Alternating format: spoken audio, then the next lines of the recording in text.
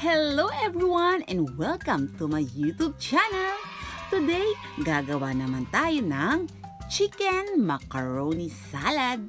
Kaya tutok lamang!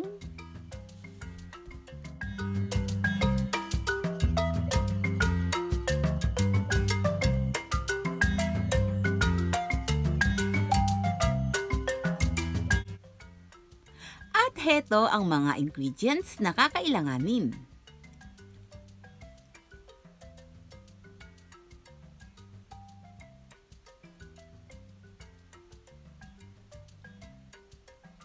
Magsimula na tayo. Ang una kong gagawin ay magpapakulo muna ako ng tubig para sa macaroni. Naglagay lamang ako dito ng salt at cooking oil. Ito ay para hindi magdikit-dikit ang macaroni kapag naluto na. Akin lamang itong hahaluin.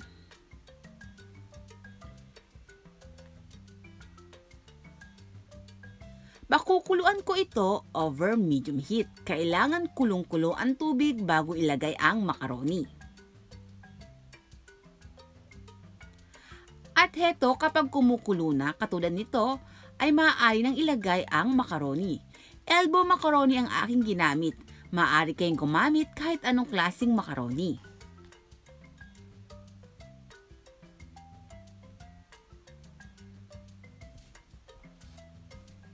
Ngayon naman ay akin itong lulutuin sa loob ng 15 minutes or hanggang maluto itong macaroni.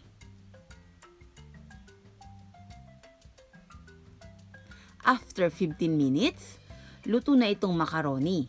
Kailangan ay hindi ito ma-overcook para hindi madurog kapag ating hinalo sa iba pang mga ingredients.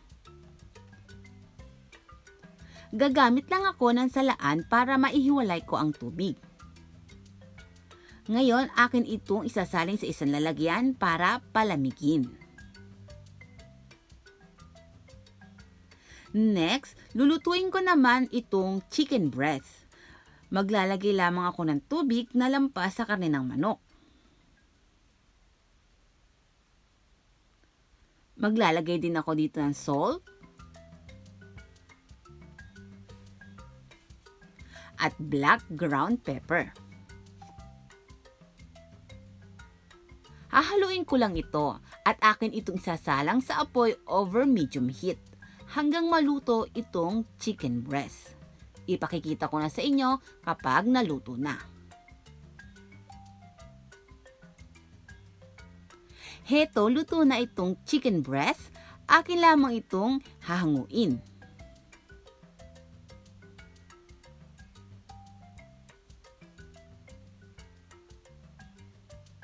Ngayon ay gagamit lamang ako ng 2 tinidor para mahimay itong chicken breast. Guys, kung bago ka pa lang sa aking channel, huwag mo kalimutan mag-subscribe, hit mo na din ang notification bell para naman lagi kang updated sa aking mga bagong upload at i-upload pang mga recipe. Tapos ko na itong mahimay, akin muna itong ise-set aside. Ngayon, magsimula na tayong gumawa ng dressing. Ang una kong ilalagay ay ang mayonnaise.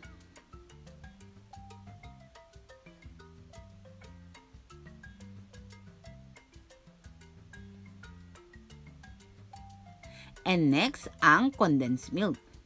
Kung gusto nyo ay mas matamis pa, ay maaari kayong mag-add ng condensed milk.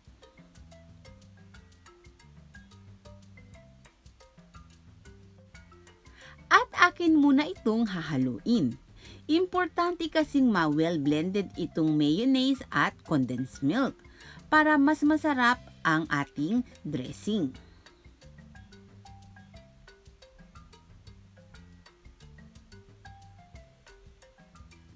At maglalagay din ako dito ng black ground pepper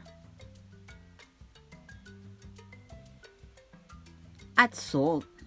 Ito ay depende na sa inyong panlasa. Akin lamang muli itong hahaluin.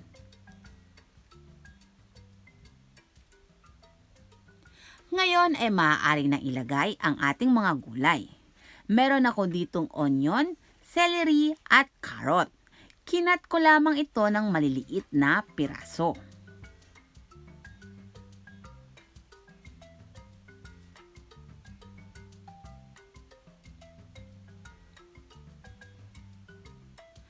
Maglalagay din ako dito ng pasas. Kung ayaw nyo ng pasas, ay pwede naman hindi kayo maglagay. At ilalagay ko na din ang hinimay na chicken breast.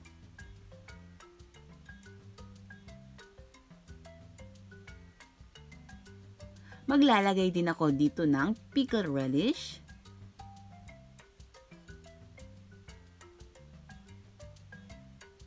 At akin lamang itong hahaluin mabuti gamit ang 2 spoons.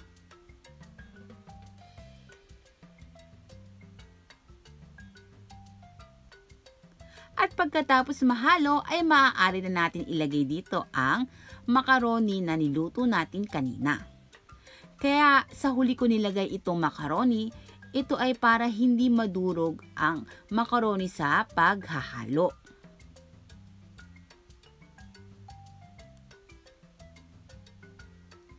Ilalagay ko na din ang pineapple at ang cheese.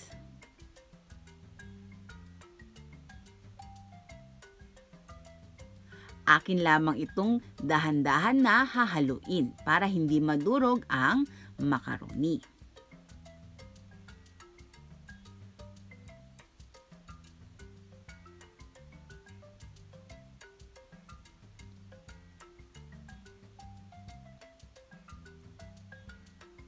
At pagkatapos kong mahalo, ay ilalagay ko muna ito sa refrigerator.